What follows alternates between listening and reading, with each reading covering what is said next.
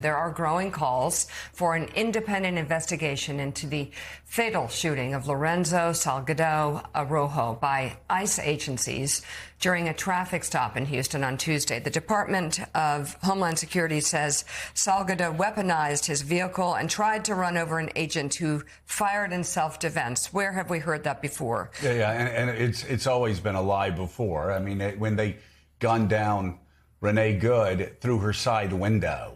They claimed that she weaponized. It was a total lie, but that total lie spread by ICE agents, that total lie was spread by Kristi Noem, that total lie was spread by right-wing media people. That lie about the shooting down, the gunning down of Renee Good through the side window, spread by the entire MAGA ecosystem, and it was disgusting. Proved to be a lie. It proved to be a lie because they had video. And those ICE agents, one of them at least, out on the job. So, again, just like before, surveillance video. These people are being gunned down in the streets of America. Let me say that again. Like Sam said, I don't think we've grown numb to this.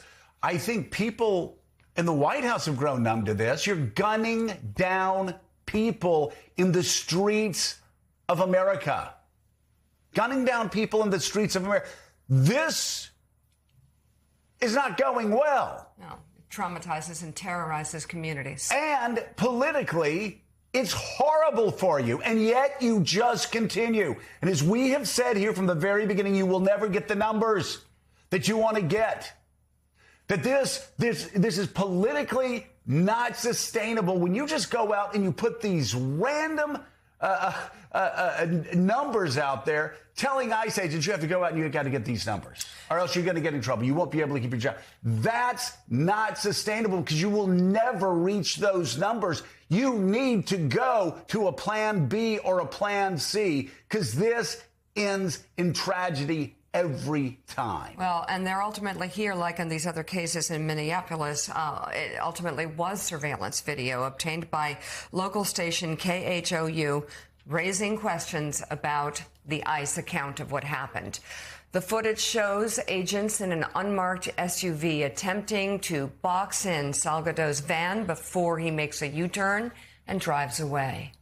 The SUV then makes a three-point turn and drives forward to follow the van. The shooting itself is not captured, but separate video reportedly shows no visible damage to the ICE vehicle, contradicting claims it was rammed. There is also no body cam footage of the incident. The family is demanding all evidence be released and for an independent investigation to take place. They also say the three men who witnessed the shooting, including the victim's brother, are being pressured to sign, get this just sounds like a massive cover-up once again, because this is what ICE does. Federal investigators. This is what ICE does. They lie. They continued lying after they gunned down Renee Good through the side window. They continued lying about Alex Preddy, but the video was there, and it will come out here too. The lies will undo them, and they are gunning down people. And by the way, making U-turns for ICE in this case and in Renee Good's case, is that grounds for killing somebody, for gunning down somebody? Because this guy that you killed, he wasn't even who you were after. Just all the shooting into cars. So it's remarkable. Similar to Minneapolis, the evidence, the investigation, even reportedly the body, potential witnesses, all being swept away. I mean, if they're trying to deport witnesses after immediately saying that this man was trying to ram them with his car, that's fitting a pathetic profile of attempting to say what happened before anyone has any idea what happened. And in a situation where someone is shot in the street, the rush to judgment is the first sign that something is completely wrong. Well, and Willie, we saw this again, time and time again. We saw it up in Minneapolis. We saw it with Renee Good. We saw it with Alex Preddy. They lied through their teeth time and time again. We don't know the facts on the ground yet because they don't want us to know the facts on the ground. They don't want us to hear what the witnesses have to say. They don't, they reportedly taken them into custody and are trying to self-deport them. And so, again, if Americans assume from past actions that they're lying through their teeth, well, they if past is prologue, they're probably right. Joe, I was reading the statements from a few months ago in the shootings and the deaths of both Renee Good and Alex Preddy. You basically can cut and paste what the Department of Homeland Security said about those shootings with what they're saying here, which is that this man, Mr. Araujo, quote, weaponized his vehicle. They haven't called him a domestic terrorist yet, as they did with Alex Preddy. And, of course, everything that Kristi Noem, who's now gone, but everything that ICE said in those moments turned out to be false because we had video, because we had eyewitness accounts. But their reflex is to lie about it. And Gene Robinson, they've lost all credibility. The minute you hear this explanation from ICE, you can't believe it because of our experience in the last year or so. We should also point out there were no body cams. That was part of one of the changes that was supposed to come about after the shooting deaths of Alex Preddy and Renee Good. Where were the body cams? They didn't have any in this incident. Mr. Araujo had lived in the United States for 35 years, going to a job in construction, has 3 kids. And also, we should point out, they shot and were pursuing the wrong people. They thought they had surveilled a white van with someone that looked like someone they were going through. What does that mean? That they were Latino, maybe? I don't know. But we need some answers on this because they were looking for someone who was not in the van that they pulled over. And because they got it wrong, there was a confrontation. And now Mr. Araujo is dead because of it. Yeah, they pulled over a guy who looked Latino. They were racial profiling, which, of course, they're not supposed to do, except that's kind of okay to do now, thanks to the Supreme Court, once again. So, look, this is exactly what ICE has done before. It's infuriating to see people gunned down in our streets in this way.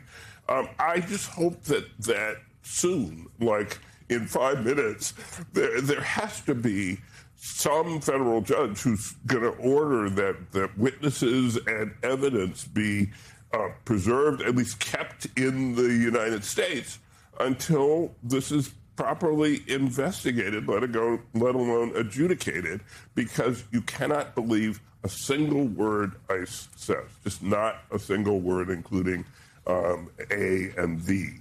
It's completely, they just lie. They lie. And do we accept this? As Sam Stein said, it's just another Friday, right? We accept stormtroopers, seizing, and not just seizing, but killing people in the streets of one of our major cities for no reason, the wrong person. It's incomprehensible that this takes place in the United States of America that just celebrated 250 years of freedom, but seems to really want to go back on that now. Where are all these hedge fund guys in their Maseratis that have "Don't tread on me" like license plates in the state of Florida? Where "Don't tread on me"? What are you talking about? Don't tread on don't borrow your driver? Is that what you mean?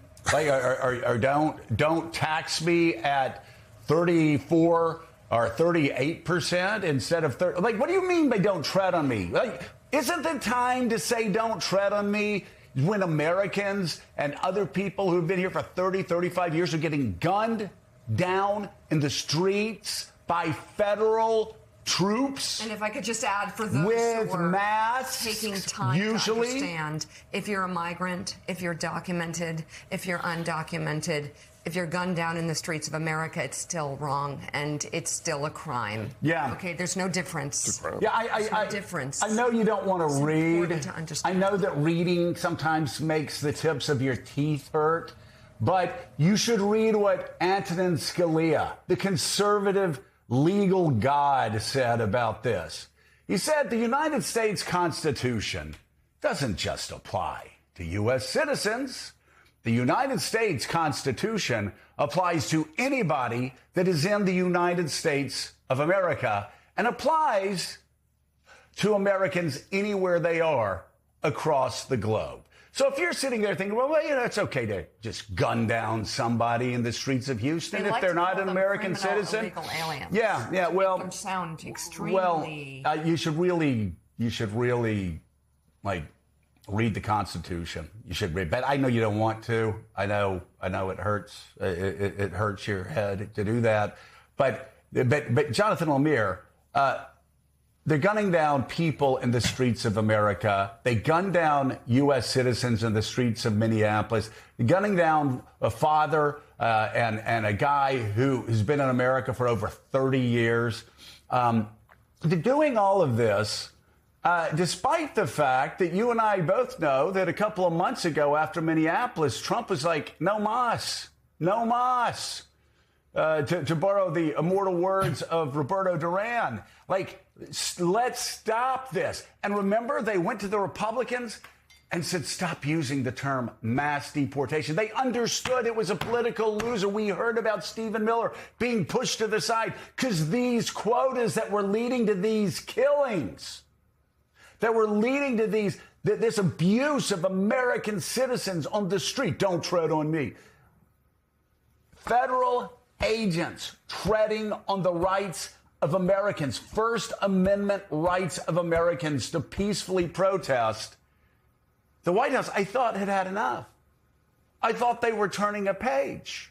I thought we had seen the end of this.